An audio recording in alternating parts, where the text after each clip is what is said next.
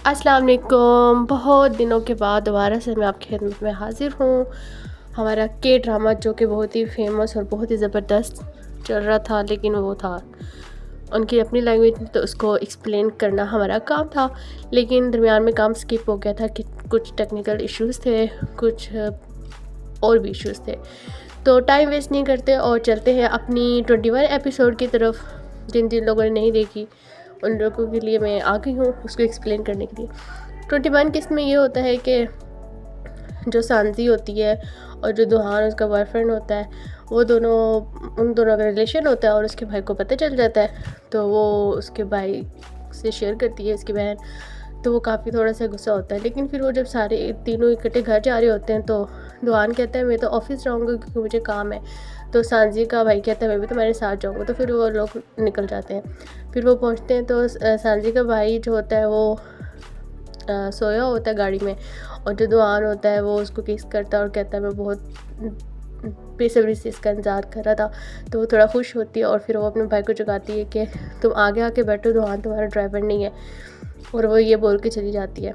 तो उधर दुहान और उसके साथ उसको ले जाता है अपने ऑफिस में, वहाँ पर काम करते रहता है। और वो उसको बहन को डिस्कस करता है उसका भाई कि तुम उसका ख्याल रखना, मुझे पता नहीं था कि तुम उसके बॉयफ्रेंड हो।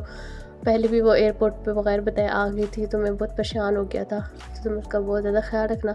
दुहान कहते हैं हाँ हाँ मैं उसका बहुत ज़्यादा ख्याल रखूँगा। नेक्स्ट डे दुहान जागता है तो उसके पुलिस आए होते हैं। वो कहते हैं दुहान आज ऑफिस में था? वो कहते हैं हाँ ऑफिस में था। वो कहते हैं अच्छा। तो फिर उस दुहान का कोई दोस्त होता है, वो उसको बताता है कि सांजी तुम्हारी पुरानी गर्लफ्रेंड के साथ खड़ी थी। तो वो परेशान हो जाता है कि सांजी ने तो मुझे इस हवाले से कुछ भी नहीं बताया कि वो उससे मिलने गई थी। उसके बाद वो सोच में पड़ जाता है। दूसरी तरफ सांजी की इंटर्नशिप चल रही होती है और वो बहुत अच्छे से काम कर रही होती है। एक मीटिंग होती है जिसमें वो कहते हैं कि हमें अपनी कंपनी को फ़ायदा देने के लिए कोई आइडिया है आप लोगों के पास तो मुझे शेयर करो।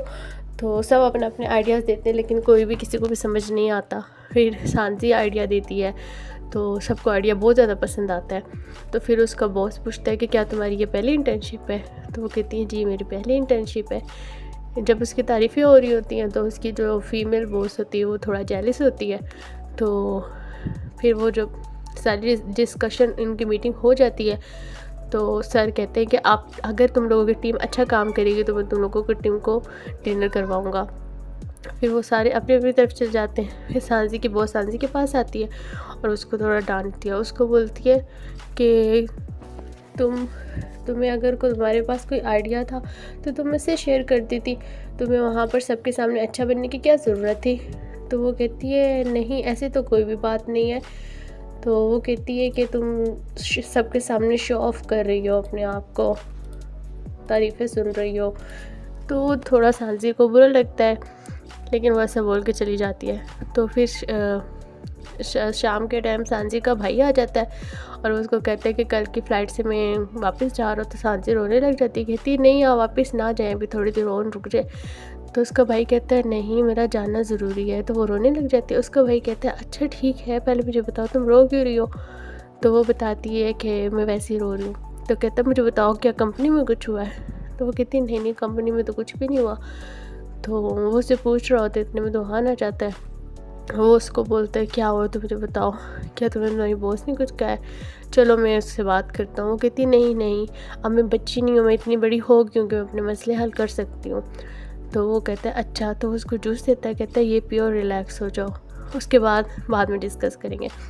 फिर वो दुहान सांसी को लेकर वापस आ जाता है और वो वॉक कर रहे होते हैं। फिर वो दुहान उससे कहता है कि तुम मेरी पुरानी गर्लफ्रेंड से मिलने गई थी? वो कहती है हाँ तुम टेंशन में थे इस वजह से मैंने तुमको बताया नहीं। तो वो कहता है अच्छा। कहते मैंने उसको समझा दिया कि वो तुम्हें डिस्टर्ब नहीं करेगी। तो वो कहती नहीं वो मुझे डिस्टर्ब नहीं करती, अगर ऐसा कुछ हुआ भी तो आई विल मैनेज। तो दुहान कहता है ठीक है और उसको हक कर लेता है।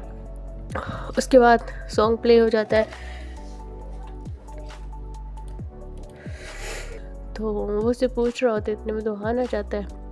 वो उसको बोलता है क्या हुआ तो मुझे बताओ, क्या तुम्हें तुम्हारी बॉस ने कुछ कहा है?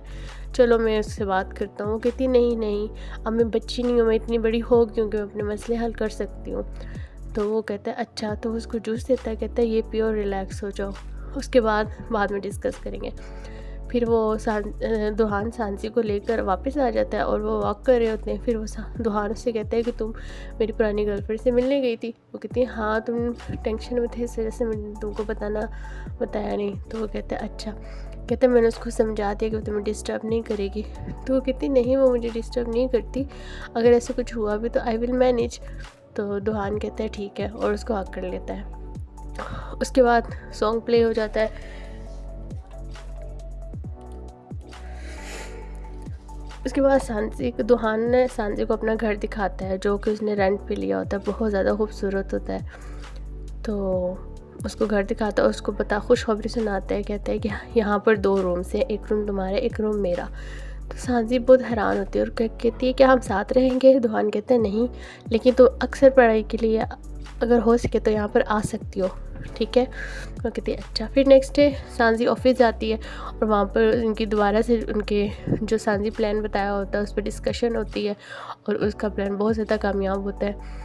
तो वो उसका सर कहता है कि हमारे पास इतनी इन्वेस्टमेंट नहीं है कि हम इसके प्लान पे काम कर सकें। तो वहाँ से उसका दूसरे सर बोलते हैं कि हमें इन्वेस्ट करना चाहिए ताकि हमें बेनिफिट ज़्यादा हो सके। तो उन लोगों की मीटिंग डन हो जाती है और बहुत ज़्यादा खुश होते हैं, सारी टीम बहुत ज़्यादा खुश होती है।